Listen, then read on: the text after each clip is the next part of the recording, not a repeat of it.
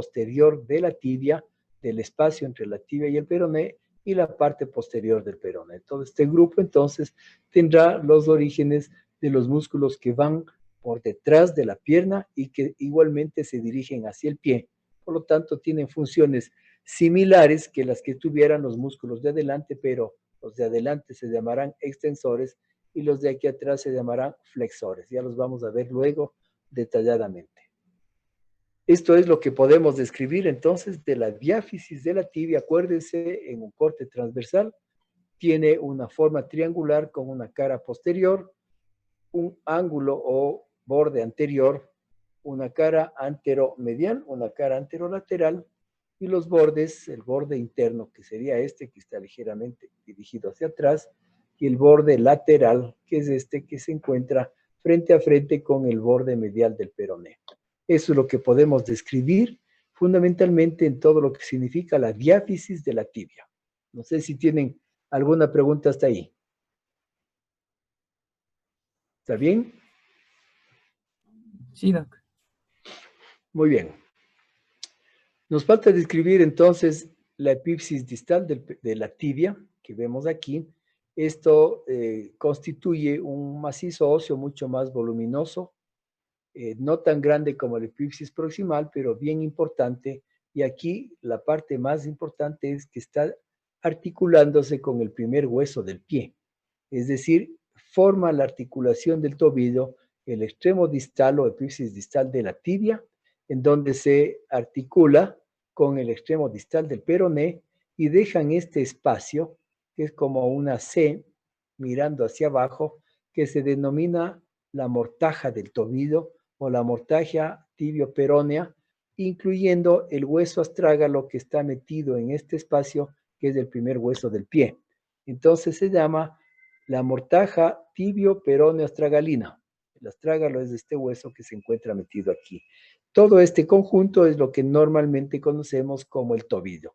Por lo tanto, la tibia en su parte distal es el hueso más grande, más importante, que tiene relación con la transmisión de la carga del peso longitudinalmente hacia el pie a través de esta articulación con el primer hueso del pie, que es el astrágalo. Y entonces describimos la epífisis distal de la tibia como tener una forma más o menos de un cubo, es decir, a un cubo le describimos porque tiene 6 caras. Y las 6 caras que podremos describir en esta parte serían una cara anterior, que es la que le vemos, una posterior, una cara lateral, una cara medial y una cara inferior y superior. La cara superior, por supuesto, ya no hay cómo describir porque es la continuación simplemente de la diáfisis, pero las 5 caras sí vamos a ver que cada una de ellas tiene alguna característica especial que nos hace describir como algo específico. Y empiezo describiendo aquí, por ejemplo, la cara anterior. Y vemos que la cara anterior es una cara lisa, pero tiene una concavidad que está mirando hacia adelante. Es una cara lisa, ligeramente cóncava hacia adelante, y su borde inferior y anterior está ligeramente más superior que el borde posterior que corresponde aquí en la parte inferior. Entonces, esta concavidad hace que se dirija un poquito más hacia adelante el borde anterior. No hay más que describir en la cara anterior. La cara posterior, en cambio, es muy importante porque tiene básicamente un tubérculo, que lo vemos aquí, una prominencia ósea importante, no tiene ningún nombre especial, pero este tubérculo que vemos aquí está separando a 2 canales o 2 correderas que se forman a cada lado de este tubérculo. Una corredera que queda hacia el lado interno, que estamos viendo desde atrás, y que queda una corredera o canal entre esta prolongación de la cara interna y este tubérculo por donde transcurre uno de los tendones importantes de la parte posterior de la pierna, de los músculos que se llama el músculo tibial posterior. Y al otro lado del tubérculo tenemos otro pequeño canal, otra pequeña corredera, por donde transcurre otro de los tendones importantes que van hacia el pie y corresponde al tendón del flexor largo del primer dedo. Esta es la parte importante que tenemos en la cara posterior de la tibia.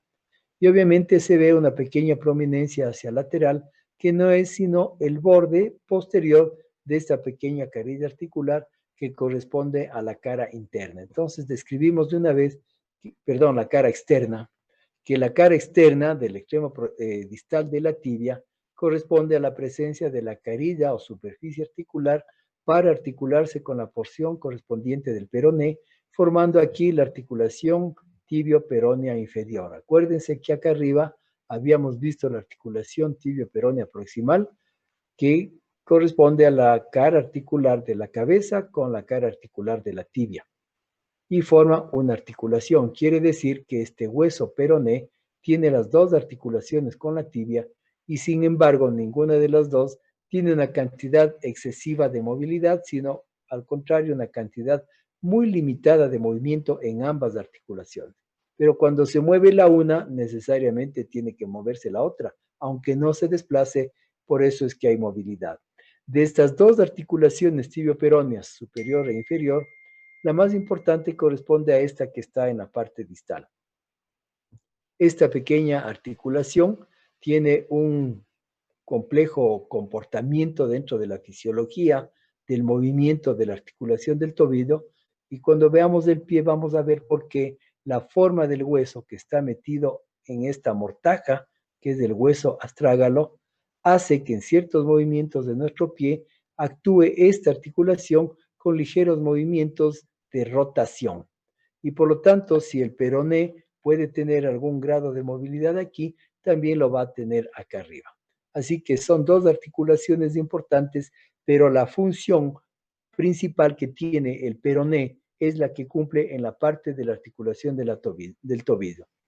Entonces hemos descrito la cara posterior, la cara anterior, la cara externa de la tibia, ya saben, con la articulación o la carilla articular, que es una concavidad ligera que va de delante hacia atrás, es decir, que se mete un poquito hacia medial, se profundiza un poquito esta cara para que ingrese ahí una parte del peroné, formando esta articulación. ¿Cuál cara nos falta describir? Hemos visto posterior, anterior, lateral, la cara medial, la cara interna, que se caracteriza porque tiene esta prolongación ósea. Esta prolongación ósea es lo que representa la cara interna de la tibia. Y esta prolongación se denomina el maléolo tibial o maléolo interno. Es el nudito que todos podemos vernos y palparnos en la cara interna del tobillo, ¿cierto? Corresponde al maléolo medial y es la prolongación de la cara interna de la tibia. Si vemos aquí cómo se articula con el peroné, en cambio la parte distal del peroné tiene toda esta gran prolongación ósea que le denominamos el maléolo externo.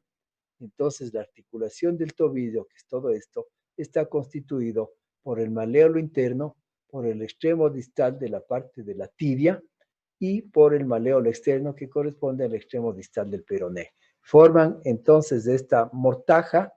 Algunos autores, los argentinos le llaman la garganta del pie, otros le dicen simplemente la mortaja tibio-peronea astrgalina, y nosotros en nuestros términos generales anatómicos le conocemos como la articulación del tobillo a todo este conjunto. Muy bien, ¿alguna pregunta hasta ahí? ¿No? ¿Está bien? ¿Claro? Muy bien, podemos seguir. ¿Qué nos falta de describir aquí?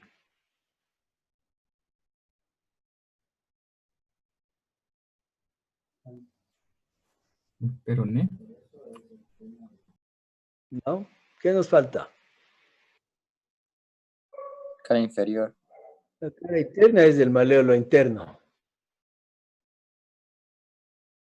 La cara inferior, ¿no es cierto? La parte que está aquí abajo, que es una cara grande, que tiene una forma casi cuadrilátera y por lo tanto, al ser un cuadrilátero, tiene un borde que está afuera. Aquí estamos viéndole desde abajo la cara inferior de la tibia y por supuesto esto corresponde al peroné. Entonces esto será el lado externo y esto es del lado interno. Si se pone atención en interpretar este dibujo, entonces vemos cómo el maléolo medial que viene desde la cara interna se prolonga distalmente y nos deja aquí todo este espacio cuadrilátero, aparentemente cuadrilátero, que corresponde a la cara inferior de la tibia.